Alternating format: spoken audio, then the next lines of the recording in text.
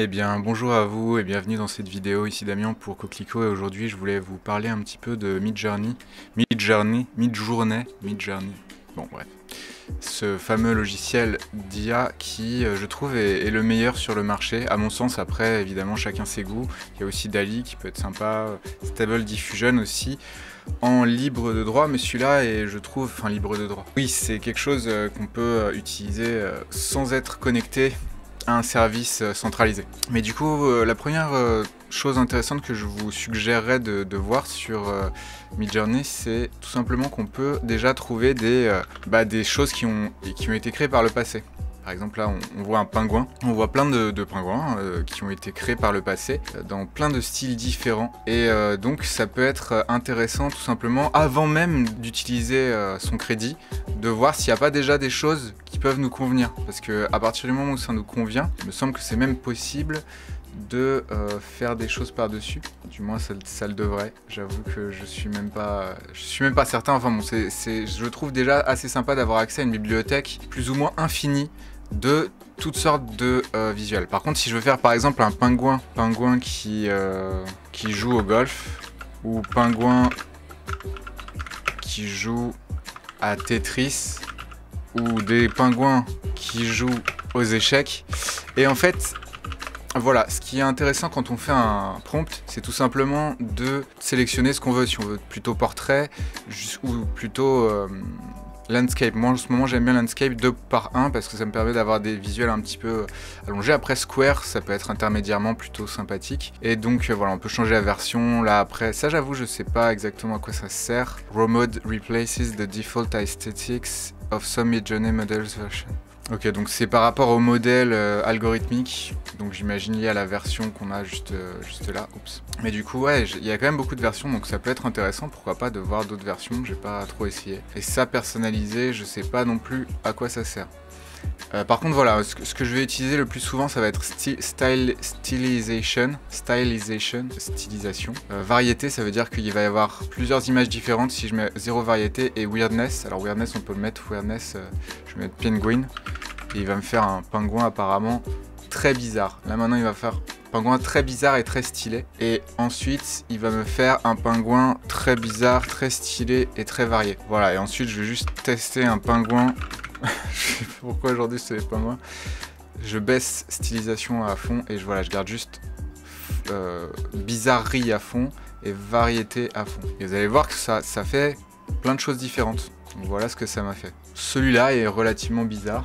Ouais, weird, c'est bien weird. Là, c'est moins weird, c'est moins bizarre. Bon, après, voilà, c'est pas non plus le but d'avoir des images bizarres. Ah, mais le gars, il joue aux échecs. Bon, vous voyez, par exemple, là, il faut préciser on veut que ce soit exactement ça.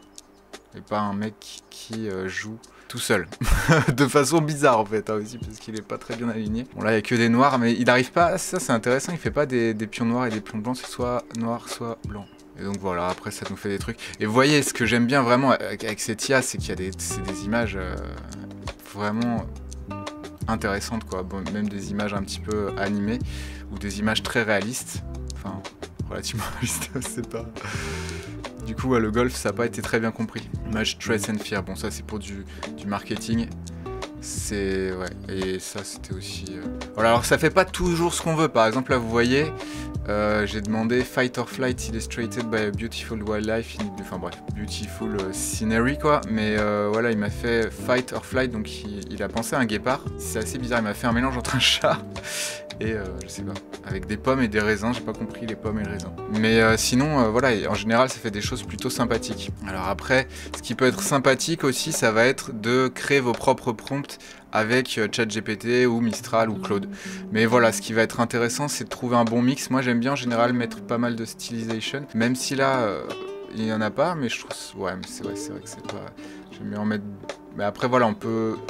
Par exemple, Weird, j'aurais pas trop tendance à le mettre. Variety, oui, bof, quand même un peu, parce que l'intérêt c'est aussi d'avoir des images différentes pour pouvoir vraiment sélectionner laquelle... voilà, et quand on a vraiment des choses comme ça permet vraiment de... Par exemple, si celle-là elle me plaît, que je vais pouvoir faire, c'est very strong, donc je vais faire des variations fortes. C'est-à-dire que ça va vraiment beaucoup varier. Mais à partir du moment où vous avez une image qui vous plaît, par exemple là c'est sympa, celle-là je l'aimais bien, donc Very Strong aussi. Je préfère faire Very Strong parce que si je fais Very Subtle, ça va varier subtilement, ça va quasiment rien varier. Vous voyez par exemple les deux tigres là qui se regardent. Donc vous voyez Very Strong quand même ça ajoute un petit peu de variété. On a des choses un peu différentes. Et encore pas tant que ça en fait. Hein. Quand on voit, mais c'est pas mal, on dirait vraiment limite presque un film. C'est assez sympa. Ouais, voilà, par exemple là j'ai mis Subtle, donc là c'est juste au niveau par exemple là, des crocs. L'autre il bouge pas, on dirait c'est le jeu des deux différences quoi. Donc voilà, c'est pour ça je vous avoue Very Subtle, je trouve pas ça forcément super. Après s'il y en a vraiment qui nous plaisent. Oui, excusez-moi, en fait je viens de me rendre compte qu'on voyait pas là ce qu'il y avait en bas. Donc en gros, je le voyais pas avec la lumière. C'est voilà, c'est là que vous allez pouvoir faire en fait toutes sortes de...